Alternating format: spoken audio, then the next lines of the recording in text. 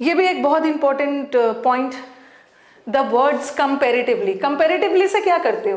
Comparatively से आप comparison करते हो, ठीक है। कंपैरेटिवली से आप कंपैरिजन करते हो और रिलेटिवली से भी कंपैरिजन करते हो। रिलेटिवली वर्ड से भी आप कंपैरिजन करते हो। मैथ्स में पढ़ते हो ना, people study in maths relative speed of 2 trains.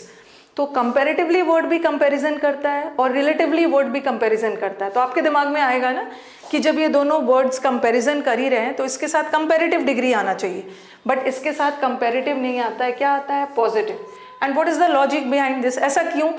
क्योंकि ये दोनों वर्ड जो कि एडवर्ब है, ये दोनों एडवर्ब जो ऑलरेडी कंपैरिजन कर ही रहा है, ये दोनों वर्ड, तो फिर इसके साथ कंपैरेटिव डिग्री यूज नहीं करोगे, इसके साथ पॉजिटिव करो। Positive.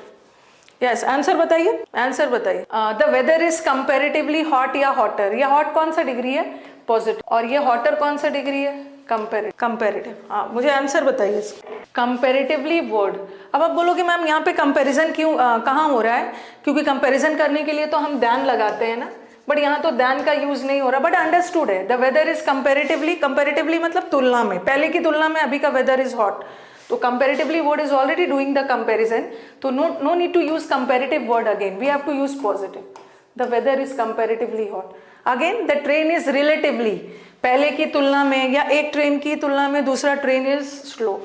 These words are already doing the comparison, so no need to use comparative degree again, we have to use positive. Earlier job opportunities were comparatively good या better? Answer बताइए। Earlier, पहले job opportunities comparatively ज्यादा अच्छे थे। अभी की तरह थोड़ी है 6506 वाला, पहले तो ज्यादा वैकेंसीज आते थे। कंपैरेटिवली गुड होगा, कंपैरेटिवली गुड। अच्छा, एक चीज और, एक बैच में मैं, हाँ ये सारे वर्ड्स हमेशा कंपैरेटिव पॉजिटिव डिग्री लेते।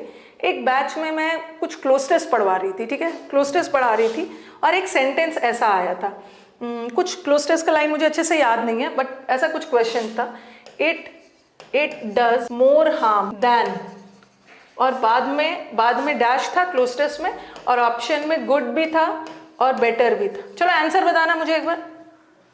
इट डज मच हार्म, मतलब ये जितना अच्छा नहीं करेगा उतना नुकसान कर देगा। आंसर बताइए। इट डज मोर हार्म, ये जितना अच्छा नहीं करता है उतना नुकसान कर देता है। इसका रूल भी मैं आपको नेक्स्ट क्लास बताऊंगी। बेटर भी आ रहा है, गुड भी आ रहा है, बेटर भी आ रहा है।